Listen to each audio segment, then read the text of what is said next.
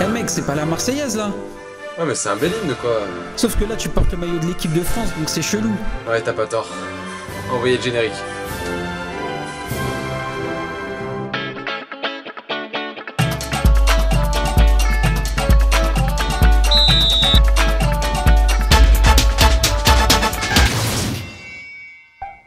Dimanche 15 juin, l'équipe du Honduras affrontera pour la première fois de son histoire les Bleus.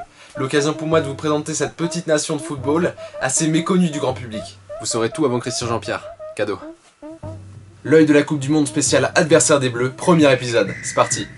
Oh les champions, on est tous ensemble. C'est seulement leur troisième participation à une Coupe du Monde après celle de 1982 et 2010. Les Los Catrochos, comme on les appelle, n'ont jamais fait mieux que dernier de leur groupe. Par contre, je vous demanderai de pas les sous-estimer s'il vous plaît.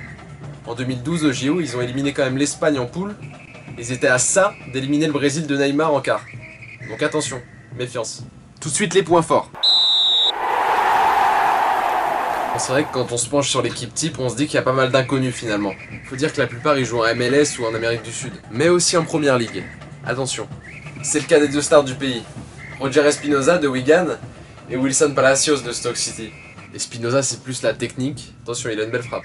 Une très belle frappe. Israel 1, qué golazo, Carlos Antonio. Palacios c'est plus un milieu conservateur, assez mastoc, assez bulldozer. Didier, si tu m'entends, c'est là toute la clé pour les Bleus. Si Pogba et ses compères ils arrivent à bloquer les deux gaillards, il y aura plus de solution pour le Honduras. Il faudra aussi faire gaffe aux défis physiques qu'ils vont imposer. Quand je te dis physique, c'est ultra physique, voire sanguinaire. Et je pèse mes mots. Ah bah les Anglais ils peuvent en témoigner. Hein. Ah je peux te dire que le match de préparation il avait rien d'amical. Hein. Donc finalement une équipe de bouchers ou une équipe de guerriers, ça sera à vous de juger. Bon que ça soit des soldats sanguinaires c'est une chose. Mais les maillots on peut en parler? Non, y a un problème là, c'est quoi ce gros H? Les gars se sont pris pour Olive et Tom ou quoi? Bon allez, on passe au point faible. Même s'ils sont bons dans le pressing, à l'arrière c'est vraiment pas ça. Baladores, le gardien, il est rarement rassuré par sa défense. Hein.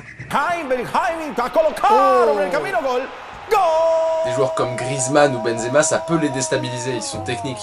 Par contre, des joueurs un peu plus physiques comme Giroud, ça les impressionnera pas. Hein. Deuxième conseil Dédé. Leur deuxième point faible, qui peut aussi devenir un point fort, c'est le mental de Wilson et Jerry Palacios, les deux frangins.